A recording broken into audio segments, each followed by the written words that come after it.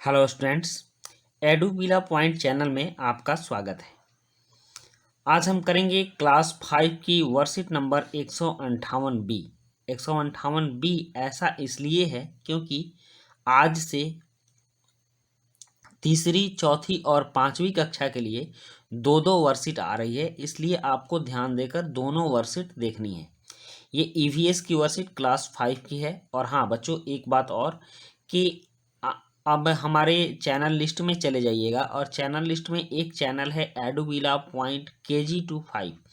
उसमें हम कोशिश कर रहे हैं कि KG25 के सारे वर्कशीट उस पर भी अपलोड करते रहें, क्योंकि इस चैनल पर भीड़ ज़्यादा होने की वजह से इन वर्कशीट को हम आपके लिए अलग से एक चैनल बनाकर शिफ्ट कर रहे हैं। इसलिए आप एडुबिला पॉइंट KG25 चैनल लिस्ट से सब्सक्राइब कर लेंगे और उसमें से आप इन वर्कशीट को देखना शुरू कर दीजिए। तो चलिए, अभी तो फिलहाल इसी चैनल पर है, तो बात करते हैं आज की वर्कशीट की। तो आज की ये वर्कशीट है ईवीएस वर्कशीट 158 बी और टेक्स्ट बुक है लुकिंग अराउंड और unit 3 from tasting to digesting, मतलब कि स्वाद से पाचन तक। नमस्ते प्यारे बच्चों, अपने मनपसंद खाने का नाम सुनते ही हमारे मुंह में पानी आ जाता है और हम मनपसंद खाने को गप से अपने मुंह में डाल लेते हैं। क्या आपने कभी सोचा है कि मुंह में खाना डालने के बाद खाना कहाँ जाता है? आइए नीचे दी गई कविता के माध्यम से हम लोग अपने शरीर के पाचन तंत्र के बारे में जानते हैं। तो बच्चों, यहाँ दी गई कविता हम पहले पढ़ेंगे और उसके बाद पाचन तंत्र के बारे में समझेंगे। स्वादिष्ट भोजन मुंह में डालो, दांतों से फिर चबाकर खा लो। खाते खाते आई लार, खाना चला ग्रासनली के पार। खाना धीरे धीरे नीचे आए, पेट में जाकर पेट भर जाए। छोटी आंत खाना पचाए, पचके खाना आगे जाए। बड़ी आंत से होते होते मलद्वार अपचित भोजन बाहर भगाए। तो यहाँ खाना और पचने की प्रक्रिया को दी गई है कि सबसे पहले मुंह में खाना चबाया जाता है, उसको टुकड़ों में किया जाता है। उसके बाद भोजन लार से के माध्यम से ग्रास नली में जाता है और ग्रास नली से धीरे धीरे वो पेट में जाता है और छोटी आंत खाना पचाती है और बड़ी आंत खाना को आगे मल द्वार में भेजती है। मल द्वार अपचित भोजन को बाहर निकालता है। तो इस तरह से हमने सीखा कि भोजन कैसे पचता है। अब कविता के आधार पर पाचन तंत्र से संबंधित अंगों के क्रमानुसार नाम लिखिए। तो यह क्या है? यह है मुख। क्या है? मुख, जिसको हम लोग मुंह बोलते हैं। इसमें से भोजन हम लोग खाते हैं और पेट में जाता है। ये है मुख के साथ लगी हुई ग्रास नली। इसी नली से होते हुए भोजन पेट में जाता है। ग्रास नली हो गई। और यह है पेट, या इसको अमाशय भी बोल सकते हो।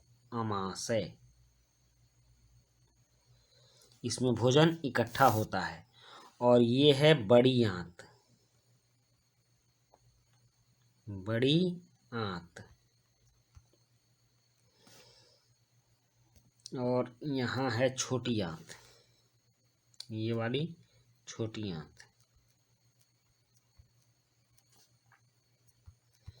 ये छोटी आंत हो गई। और फिर ये है मल द्वार।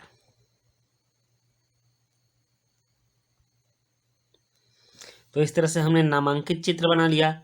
अब है ऊपर दी गई कविता से सीखा कि पाचन में बहुत से अंग सहायता करते हैं। प्रत्येक अंग का मिलान करके उसके द्वारा किए जाने वाले कार्य से कीजिए। तो यहाँ जो टेबल बनाया गया है, इसमें हम प्रत्येक अंग का मिलान उसके द्वारा किए जाने वाले कार्य से करेंगे।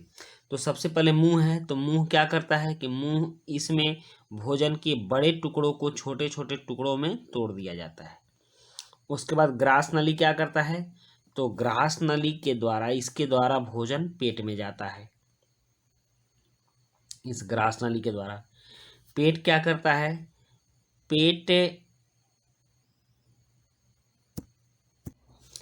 पेट में इसमें पाचक रसों की सहायता से भोजन का पाचन होता है। और छोटी आंत क्या करता है? छोटी आंत, यहाँ भोजन अवशोषित होता है। उसके बाद बड़ी आंत क्या करता है? बड़ी आंत इसके द्वारा अपचित भोजन से पानी अलग किया जाता है। और मल द्वार से क्या होता है बच्चों, तो इसके द्वारा भोजन, अपचित भोजन शरीर से बाहर निकल जाता है। तो आपने जान लिया क्या क्या होता है बच्चों।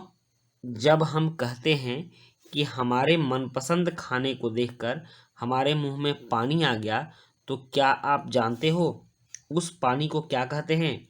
उस पानी को कहते हैं लार।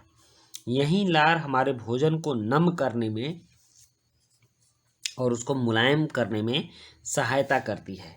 अभ्यास हेतु अपनी कक्षा की अभ्यास पुस्तिका की पृष्ठ संख्या 17, 18 और 19 भी कीजिए। और अभिभावकों के लिए सुझाव है कि बच्चों को बताएं कि बेहतर पाचन के लिए निगलने से पहले हमें भोजन को अच्छी तरह से चबाना चाहिए। तो बच्चों, ये थी हमारी आज की वर्कशीट, जो कि 158 बी है। 5वीं क्लास में 2 वर्कशीट है, 5वीं में ही नहीं, तीसरी, चौथी, 5वीं में ही 2 वर्कशीट है। और इसके साथ आपकी ये वीडियो कंप्लीट होती है। और अगर वीडियो अच्छी लगी हो तो लाइक, सब्सक्राइब, कमेंट जरूर कीजिएगा। मिलते हैं नेक्स्ट वीडियो में। Thank you.